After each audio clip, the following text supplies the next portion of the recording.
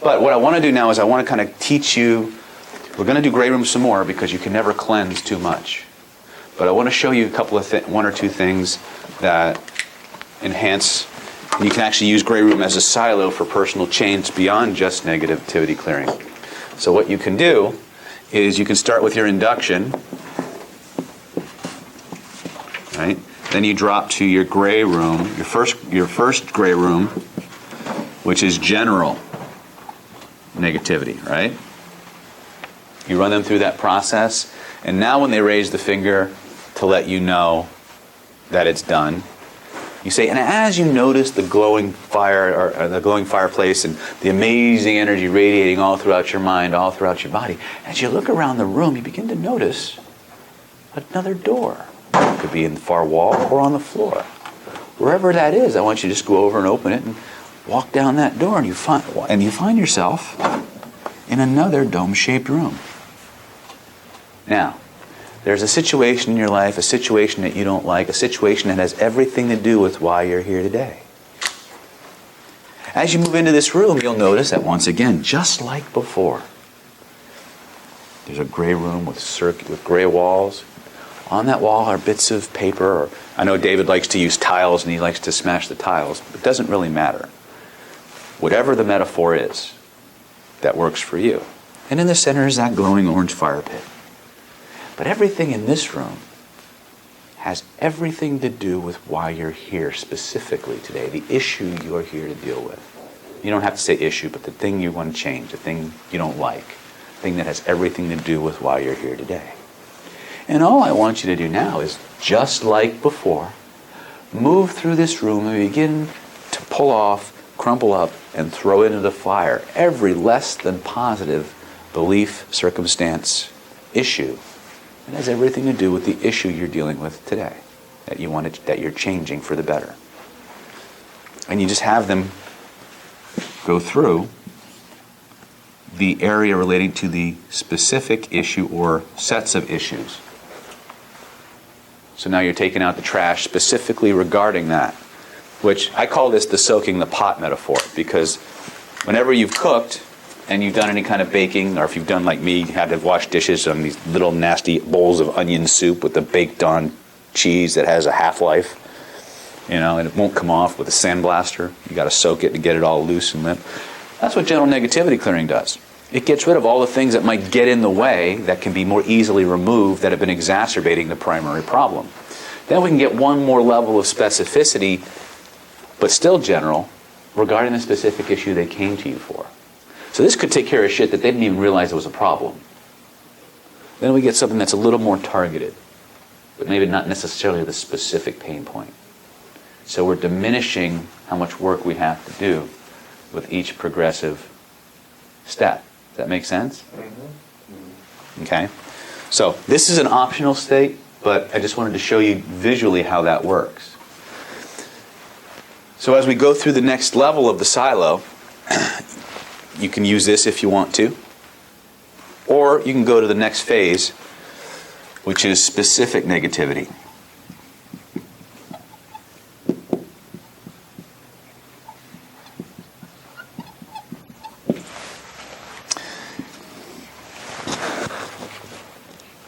Remind me, do you want me to give you another general negativity clearing exercise first? Or do you want me to go right into specific? All right. Here's an open loop, Saul. I guess we're going to go into another general neg. Okay? So everybody have this diagram? So you understand it visually? I find when you can visually diagram a procedure, it just sticks for you. Okay. So what we're going to do, the next one we're going to do is called universal solvent. And I love the universal solvent, especially if you've got a chemistry background, right? And the reason I like universal solvent is because it goes right to things stored in the body. It's a very somatic-oriented process. So, Stephen, Kommen Sie her.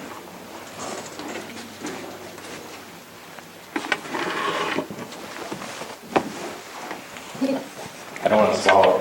I don't want you to. So you're not a swallower, huh? All right. No. Not for you. All right. Sleep. Deep sleep all the way down, deeper and deeper with every breath you take. Every beat of your heart, Stephen, you're just letting go and unwinding. I'm going to touch your nose. You're going to feel 10 times better than you did a moment ago. That's right. Go flooding back. As you get all that pleasure flooding back, you go 100 times deeper into that wonderful state of trance. That's right. Noticing how good you feel in a moment, not yet, but in just a moment. I'm going to ask you to open and close your eyes. Each and every time you close your eyes, Stephen, I want you to double and triple that level of wonderful sensations that you're having. Want it to happen. Expect it to happen. Enjoy the process of allowing it to happen. Open your eyes. Deep sleep all the way down. That's right. Open your eyes. Deep sleep all the way down. Open your eyes. Deep sleep all the way down. Perfect, Stephen. Now I'm just going to bring your head up just a little bit, just so you're a little bit more comfortable. If you find yourself needing to shift or move around in the chair in any way, that won't disturb you. That won't bring you out of this wonderful state that you're having. In fact, it'll only enhance it. You can move, you can talk, you can do anything you want, but you're going to be even deeper in trance with every shift that you make.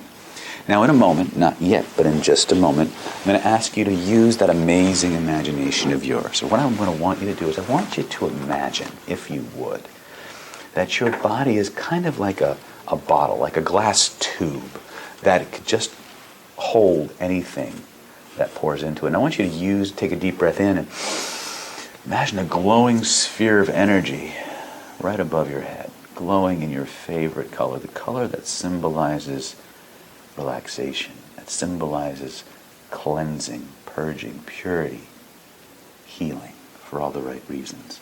And with every breath you take and with every beat of your heart, I want you to begin to notice how that energy begins to pour in through the top of your head.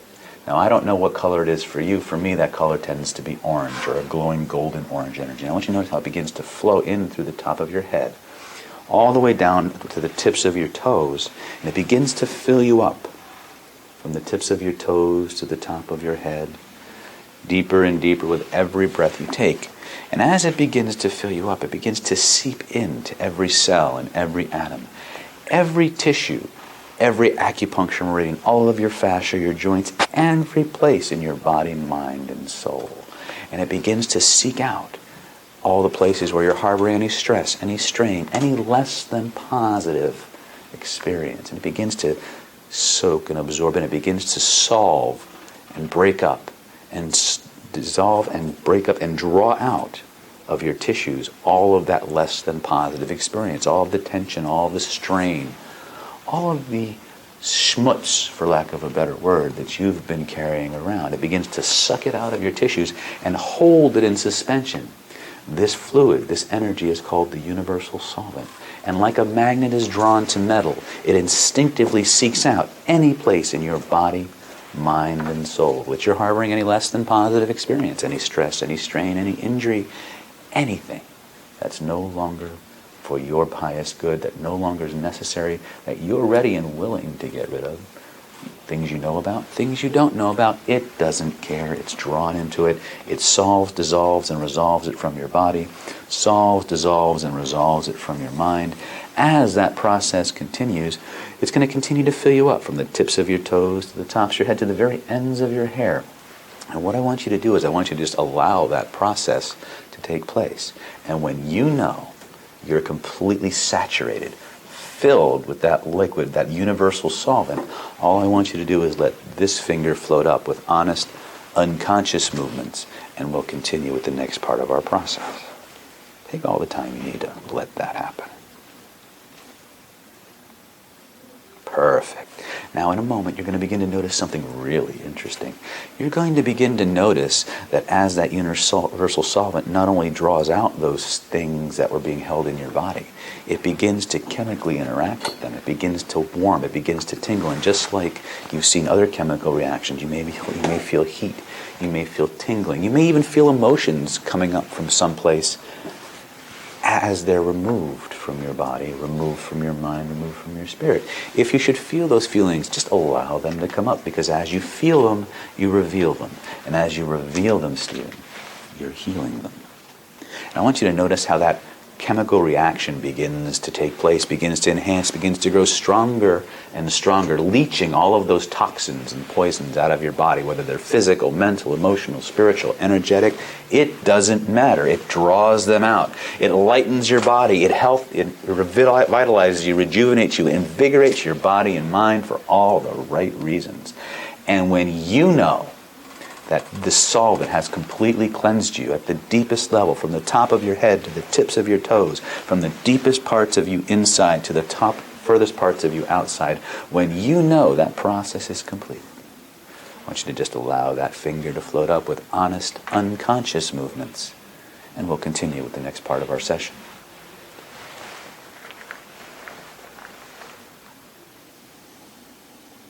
Perfect. Now in a moment, not yet, but in just a moment, you're going to notice something really cool. I want you to imagine for a moment, actually you don't have to imagine, they're right there. Right at the tips of your toes and the tips of your fingers are these little faucets, these little spigots. And as I count from 1 to 3, they're going to begin to turn. And as they begin to turn, they begin to open. And as they begin to open, all of that fluid begins to drain out of your toes, begins to drain out of your fingertips, deep into the earth, taking all of that stuff with you. Deep into the earth, where it's sent to the place reserved for all such energies, where they're purified, revitalized, and sent to where they're most needed. But you're clean, you're free, you're purified for all the right reasons. And it begins to just drain out. 1, feel those spigots turning, feel those faucets opening, feel that schmutz, that stuff draining out of you for all the right reasons. That's right. Feel them opening. Number 2, wider and wider, whoosh, coming right out. 3, all the way open, just letting it all the way out. When you know you're completely empty, when you know it's completely drained away, I want you just to let that finger float up with honest, unconscious movements.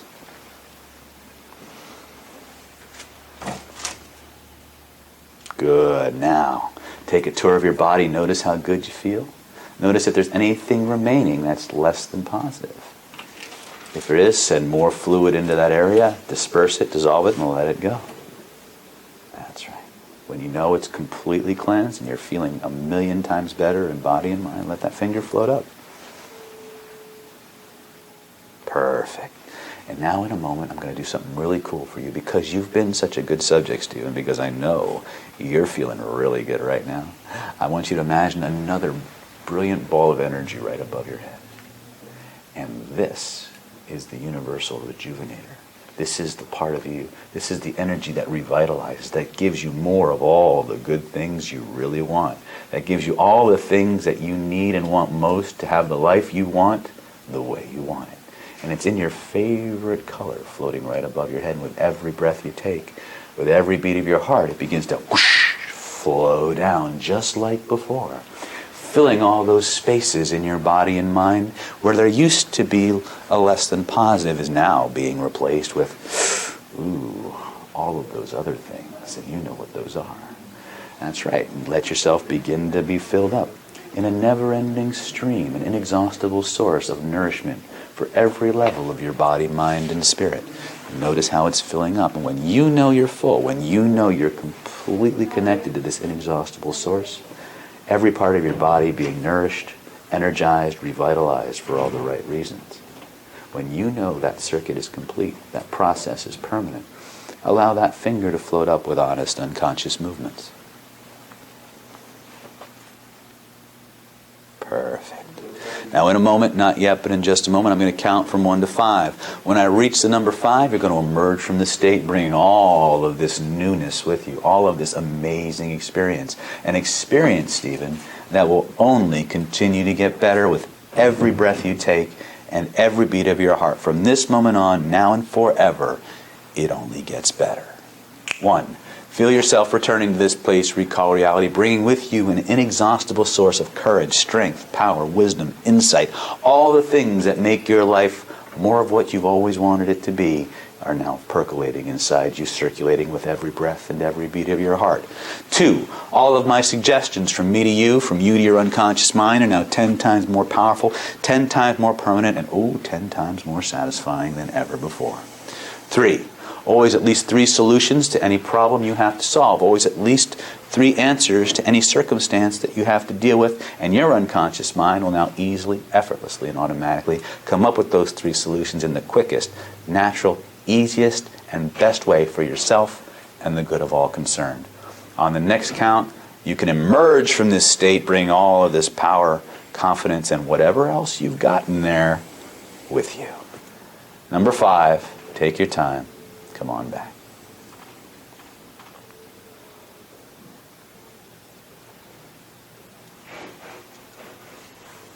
I think he needs a cigarette.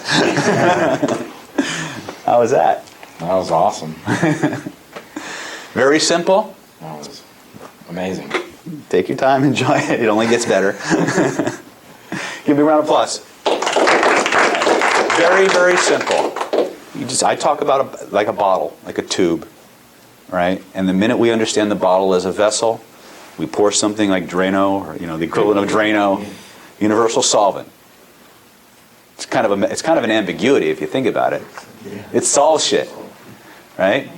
Now, one of the things that's cool about this is that what happens is it targets the body as well as the emotions and the minds and everything else. So one of the things you do is after you have them filled with the energy and you have them become aware of the percolation of the chemical reaction, when you know it's done, signal, right? So I get very general here. Some people feel it as tingling. Some people feel it as heat. Whatever you feel that lets you know that's happening is perfectly okay. When they know it's done, turn on the faucets, let it drain out. Have them take a tour of their body and notice how different they feel. Significant. Doesn't sound like a big deal, but most people come in are basically, to use one of Mark's favorite metaphors, if you stuck a 2x4 up their ass, you'd relax them. Okay? They're running around with chronic tension they don't even know they have. Okay? Now, what will happen sometimes is when you're doing this, especially this one, you'll see them in the chair and they'll be popping. Spontaneous tension releases all over the place. Okay? Don't let it freak you out. That's what happens. Because these places start to relax and they just start to pop. Also, I foreshadow it. I say, you may notice as the solvent does its work, certain emotions come up, certain feelings that you've been carrying around. Maybe you know about them, maybe you didn't. Whatever you feel, that's just a part of the process of your cleansing.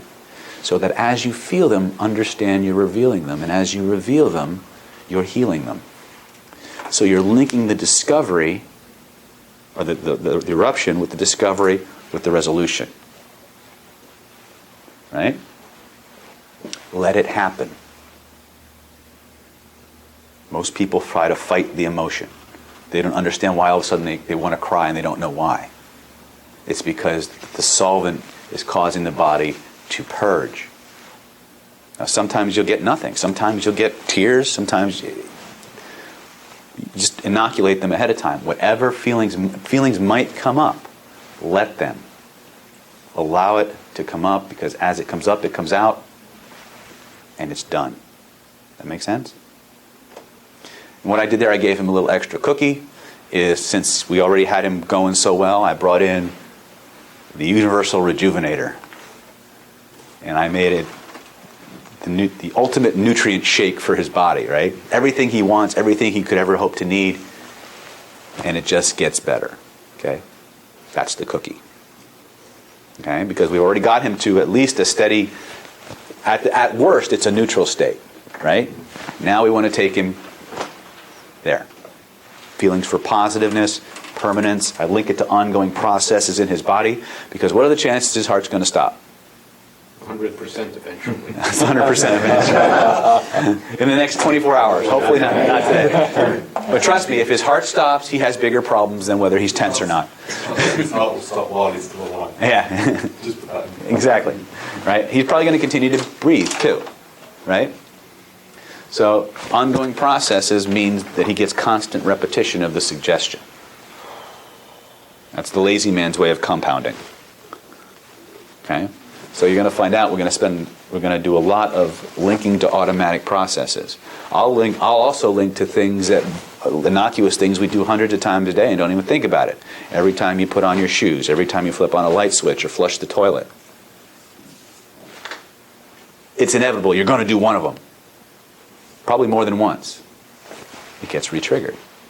Right? Good job. One thing that I noticed too, and this was effective for me, how you were doing this, is that as you were moving around, your voice was moving too. So I wasn't focused on you as much as the commands and what you were talking about as well. So that absolutely. Moving around changes. It really does create. Well, you guys noticed when you were doing the walking around during the gangbang last night or the other night that it really changes to and that's good because the stuff just goes in.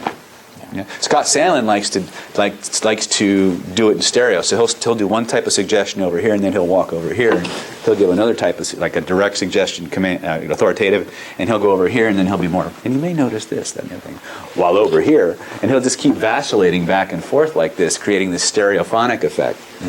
Okay, lots of different ways you can play with that. NLP likes to teach you, like when you're telling somebody that you're going higher and higher. What they'll do is you're going higher and higher and higher.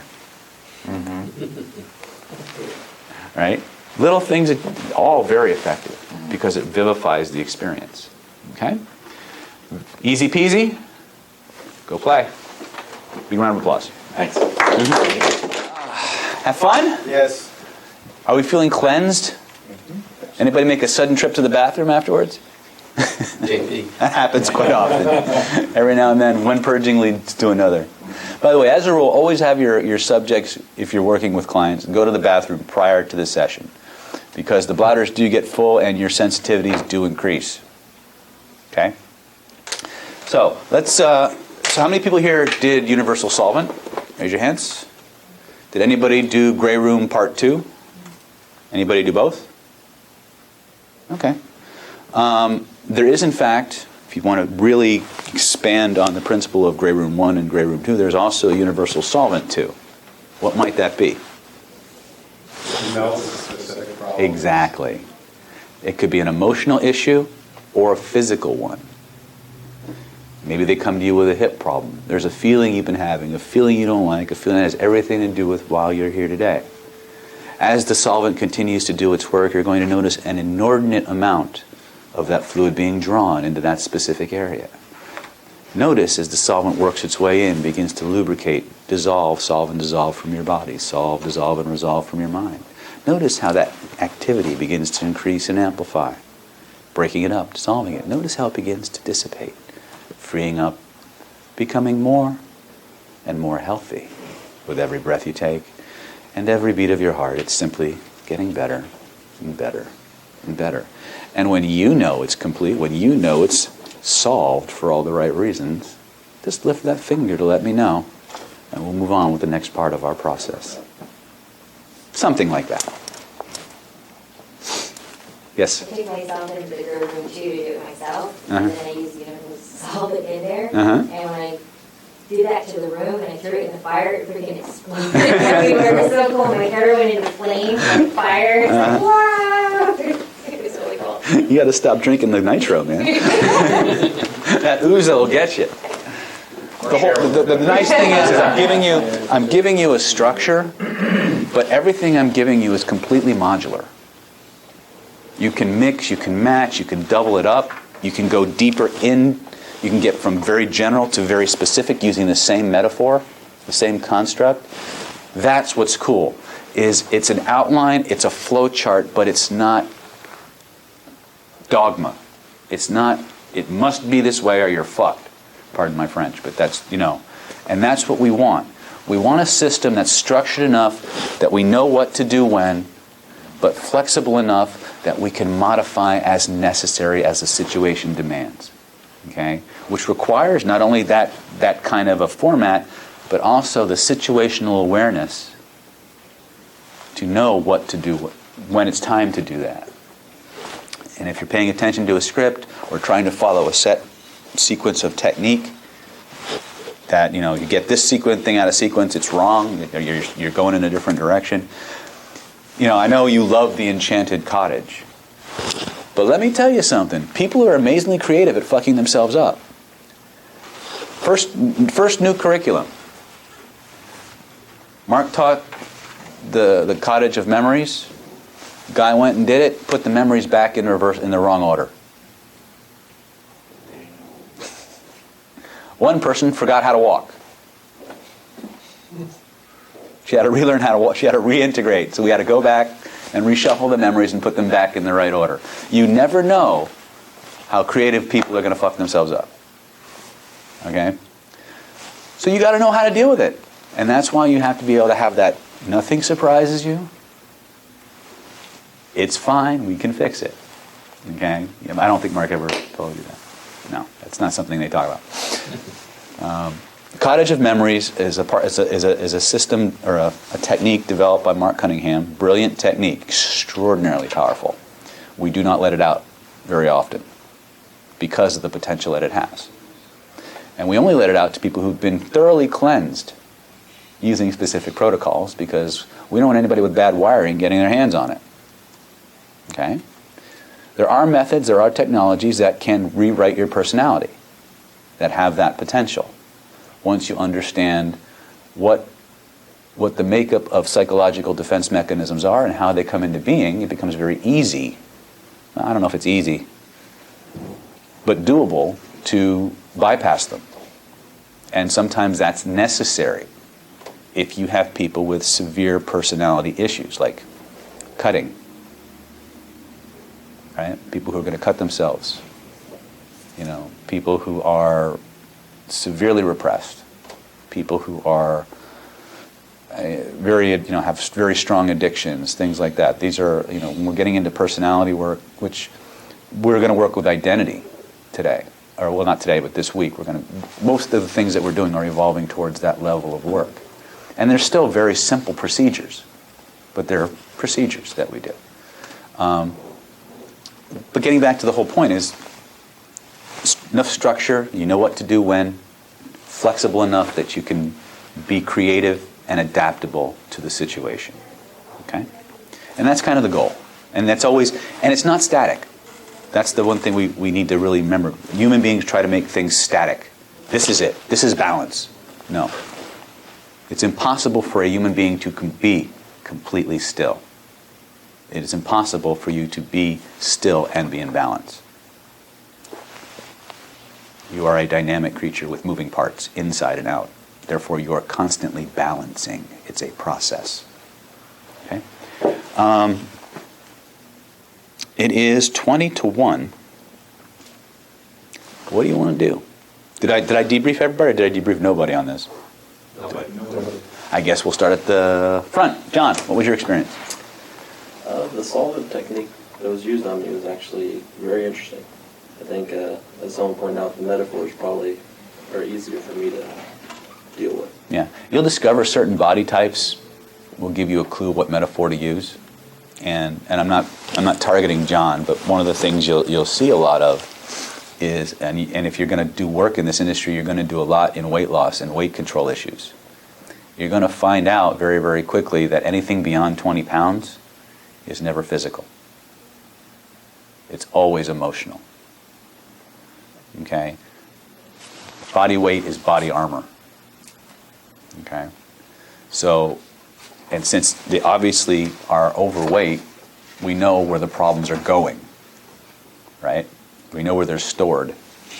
So universal solvent can be extraordinarily powerful in helping to get people first back in touch with their bodies and tapping into where that stuff has been sequestered. Okay? I will be upfront and honest with you on two levels right up front. I have a 100% success rate with weight loss. I don't get that many. Okay? I just don't. I think I've had maybe 7 weight loss clients in my entire career. Okay? By and large, I don't get simple stuff. It's just because I work on referral. It's because people hear about me through word of mouth, but it's usually in terms of something that just won't resolve.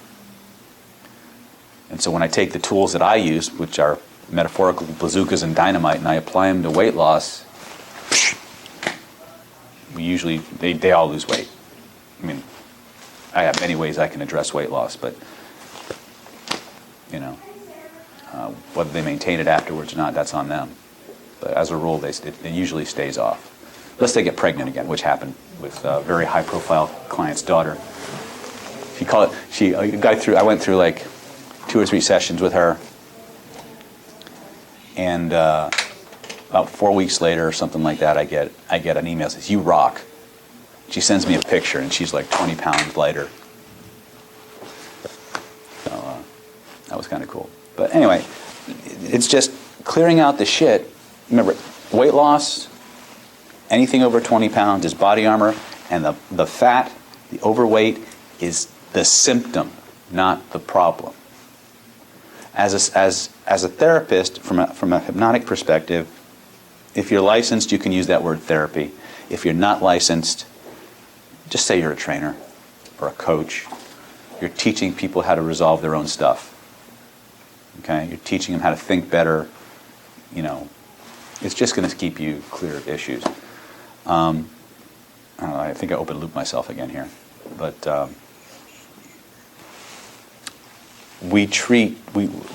Jerry likes to call, we don't treat diagnoses. Like someone comes to you and says, "I'm depressed." Okay? We don't treat depression. We teach you how to not be depressed. But actually what we're doing is teaching you how to find out what you're doing, what the issue is that you're upset about, and what you're doing that's depressing you, that's causing you to feel depressed. We remove the issue and we change the training. We change how you're thinking about it. If that makes sense? So avoid putting any kind of label, or when somebody comes to you with a label, first thing you do is say, "I need a doctor's note if you have that problem." If you've been diagnosed, you need to work with your doctors, work with the medical community. Too many hypnotists cut their own throat by setting themselves up as the alternative instead of the complement to the existing medical system. Okay? I don't know anybody locally who's been that successful that way, as setting themselves up as anti-medical. Okay? There are things that there are certain things in my life I would not have if it was not for Western medicine. Period. And I've gotten a lot of things from alternative or complementary approaches, but you know what? I had a couple of really huge things that only Western medicine did for me. So avoid that. I mean, everybody's going to have a bias, but avoid putting a diagnosis on somebody. Nobody's broken. We're just doing something inside our head or inside our body that's stupid. Richard likes to put it that way. You're not broken. You're just doing stupid shit. Right? And that's one of his approaches, is getting you to see that what you're doing is stupid and getting you to laugh about it. Because the minute you start laughing about it, you start changing. Okay? All right. Big Seth. Whew. I saw his. It looked like he needed a cigarette after that. I was under hard enough. I don't really remember. Ah. What was your experience when you were working with Seth, when he was under? What was, and I hate that word, under. You're not under here. When I was working with him, he was deep under. He was in, I can't recall anything specific, but I was just paying attention. And I made it a lot referential because, as you mentioned, he likes to be specific. So he said, I would always go to, or however way it's for you, your best way, the way you perceive it, the way you feel it, Excellent. you know. Excellent. Because I don't know. You're always better off doing it that way. You sound like you know what you're talking about, when usually you have no fucking clue what's going on in there. Right? But he does. And that's cool. It gives you common ground. It gives him faith in you and him the freedom to do it his way and still do what you want him to do. Stephen. We did the Gray Room 2, which amplified Gray Room Yeah. tremendously. So Claire's awesome. She must be very smart. John. He did the universal solvent, and I thought it was fantastic. And for both, it just seemed, I'm not sure exactly how much I was switching. I knew I was. You were twitching enough that he felt the need to move the table before you broke something. Okay, well, perhaps more than I thought. Yeah, I wasn't trying to But find. I also figured going in, I'm like, if I'm gonna release it, all the tension I got in my body, yeah, you might need restraints or something. Clear the room. You just give him a suggestion that no matter how much you release, you will stay in the chair. Yeah, right. You know. But it was just awesome. Cool. Very cool. And by the way, I didn't want to front load you that you will twitch. It just happens a lot. And it freaks people out who they don't tell you about that in the trainings. They don't tell you that as you're putting somebody in the trance. They may just burst out laughing, the second or third step into your induction. Much less what to do about it. They'll tell you, well, utilize whatever. But you don't know what to utilize. That's in the context of noise outside of you. What if the noise is coming from the client? They go, shit. These are all things that they'll twitch, they'll laugh. Sometimes they'll spontaneously burst out crying. Usually you get a sense of those people. You can sense after a while who's the pressure cooker. You know right away the minute they walk into the office, the minute this person's eyes close, they're going to be all over the place. Because they're just waiting. They're chomping at the bit to just vent. And by and large, that's what most people need. They need a way to constructively and safely vent. Yes? One of the things from Jeff Stevens, one of his standard lines is, any sound you hear, whether inside or outside, only helps bring you deeper. That's cool. It's good utilization. Covers the bases. Fortunately, we don't have any tranquilizers for the hypnotist who doesn't understand what's going on, which is really the thing. Remember, the most important person in the session besides the client is you. Right? But if you can't help the most important person unless you take care of you. So you've got to be aware of that these things could happen, and no matter what happens, you expected it, no blips in your radar, and you're going to deal with it. One way or the other, it's going to get dealt. That's certainty. That's resolution. I may not be able to know whatever's going to happen, but whatever it is, I'm going to deal with it. And if you go in with that attitude, you're going to wind up doing better than trying to follow a set procedure and then getting really pissed off when it varies from the program. I think Mike Tyson said it best. Everybody's got a plan until they get hit. And that's pretty much hypnosis professionally. No battle plan ever survives contact with the enemy. I go in with a set plan, especially, this one you got to inoculate your clients on. Client comes in, fantastic session. They come back next week, horrible session. What happened? They expected the second session to be like the first one. So did the hypnotist many times. Different person now. Every session is the first session. Every client is a new client. I have gotten nailed with this more times than I care. Idiot here has made every mistake you can think of and probably come up with a few that nobody ever did. All right? Every client is a new client. Every session is the first session. Now, it doesn't mean during the course of that session you can't reference other sessions. But remember, you're making it up as you go. Even though you know what you want to do, you don't know if you need a wrench or a socket. You don't know if you need a screwdriver or a hammer. But you have them all. Right? Eric. It was good. Combination between the two of them was still a lot of merit. Yeah. Now, in terms of self-work, these are very powerful alchemical tools. That's what you're learning in the old vernacular is alchemy. You're transmuting base substances into gold. Okay? David. This is kind of cool. It's the first time I've done this, and I'm closest to John mentioned scrubbing bubbles. That's similar. Yeah, Mark likes the scrubbing bubbles metaphor. Sorry, I had to download it. That was kind of cool to do. I just had to. Yeah. Tara? Did we? Very good. Yeah. It was great. I It was- really enjoyed it. Am I going in reverse order or something? You started here, you went there. I'm kind of jumping all over the place. That way.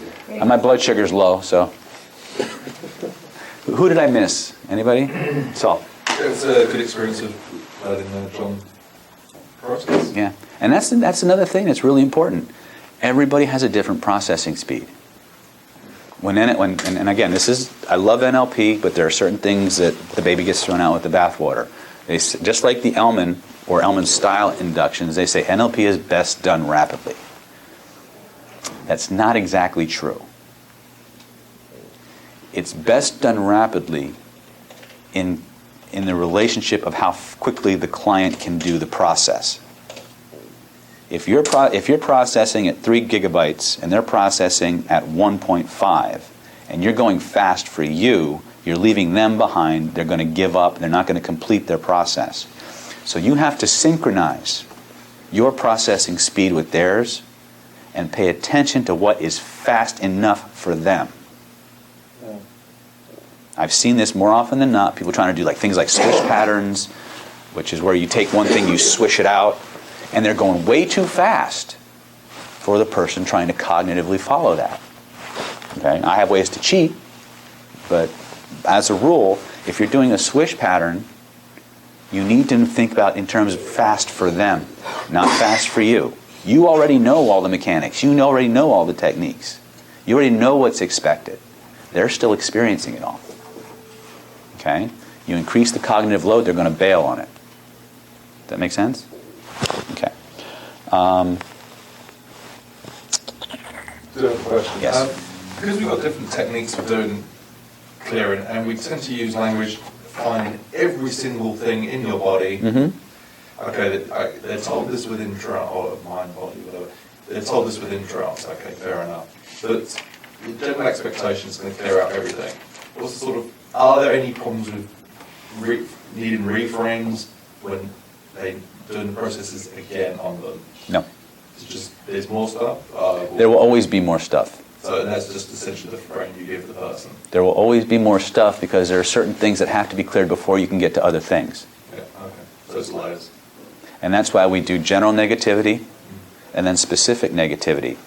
Because, as a rule, general negativity is blind. It's just going to go in and it's going to knock anything that's loose or low-hanging fruit or whatever. But then there are things, and generally those things will not have a lesson attached to them that we're afraid of losing. Okay? When you get into specific negativity, now you're starting to target the hard baked-on spots that need a little scrubbing. These are things that have a deeper emotional charge and may have a lesson that the body is afraid of letting go or secondary gain attached to it. Or feelings about the feelings. Make sense? Okay? So when we're doing specific negativity, it's still at the next level, and you'll recognize the technique. It's still a blind technique, but it's one that has more elements in terms of being able to keep what's necessary and letting the rest go. That's the mechanics that we use. You keep what's necessary for your edification, for your betterment of your life, but you delete the emotional charge and refile the experience in a place where it's useful and no longer causing a problem. It's like having the wrong disk in the drive. You know, you want Word and you got friggin' Excel. You know, put the right disk in the right drive, the right file where it needs to go, and things work better. Right? You know, I can cut and paste something from Word into an Excel spreadsheet. It's going to look really fucked up, but it'll work, right?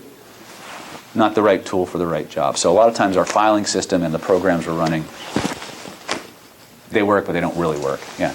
When it comes up where people do get tired, in case it comes up to people that there's more stuff or frustrated, I guess you tie it to the lizard. You start to say, to live is to go through stuff and to change and process. And so Well, many times the tiredness and the fatigue are defense mechanisms.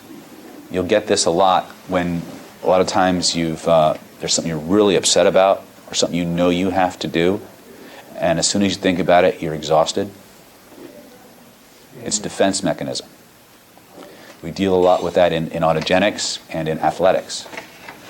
But specifically because you've got a lot of negative dialogue, you've got a lot of fear, and the unconscious mind wants to keep you safe.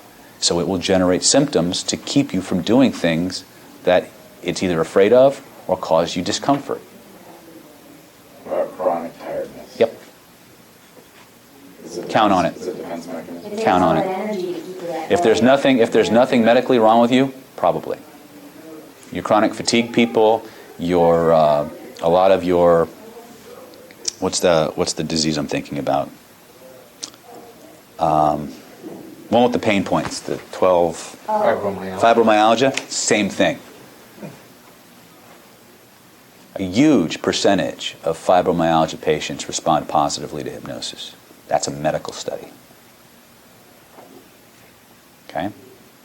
Chronic fatigue, fibromyalgia tend to go hand in hand, although the fibromyalgia patients are more of a pain in the ass because they're also depressed. And they tend to have a little bit more of a victim mentality. You may notice that. Defense mechanisms. Okay? So just be aware of that. Once you're aware of what a symptom is, you have a better idea of how to deal with it. Does that make sense? You find we have a lot of ways of avoiding things we don't want or don't like or that cause us to move out of our comfort zone.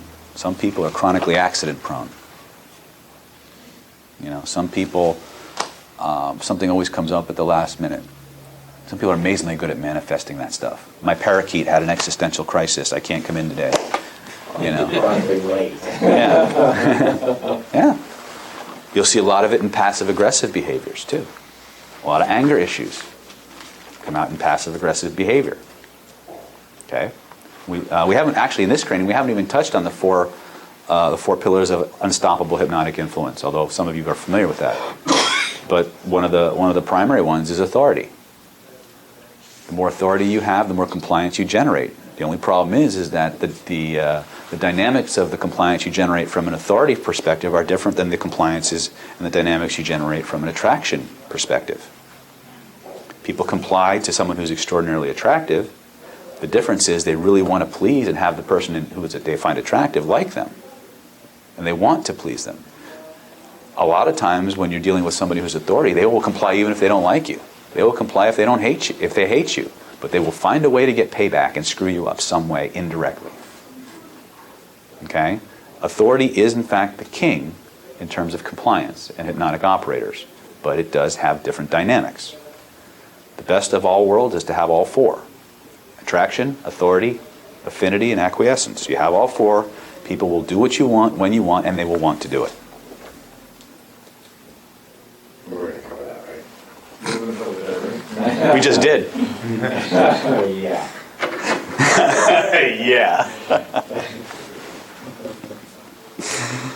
Yeah. Okay. It is 1 o'clock. I'm going to be nice, give you guys an hour and a half for lunch. An hour? You guys want to jump? Okay. All right. Well, see, I have a phone call at 2 o'clock that I have to be on, so I don't know how long the phone call will go. But if you guys want to come back at 2 and start practicing, putting some of this stuff in. I'm big on, I don't care how much you know, as long as you can do the things you know. And you can't get too much practice at this point. If you're going to be out in the field, the more body. How many? Think about it. How many times have you hypnotized somebody this week so far? How many times have you been hypnotized? A couple of dozen. Yeah. For those of you who've been to other trainings, the sheer amount of drilling that you've done, how does that compare to other places? Huh? One, about the same one. This is much more. Yeah, exactly. That's where the juice is. It's not in how much you know, it's what you do with what you have.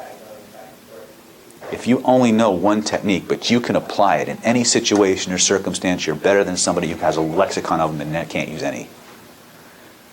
Or has to read the directions for, progressive relaxation script. Okay? Think about the casualness with which you just slam people into trance. That is not common. That is extremely uncommon. Okay? I know I keep building that up, but that's my job. But I'm telling you the truth as well. I'm giving you a very simple fact. You are powerful people already. You're ahead of the curve on a lot of shit. Okay? Let's go to lunch, come back about 2:30.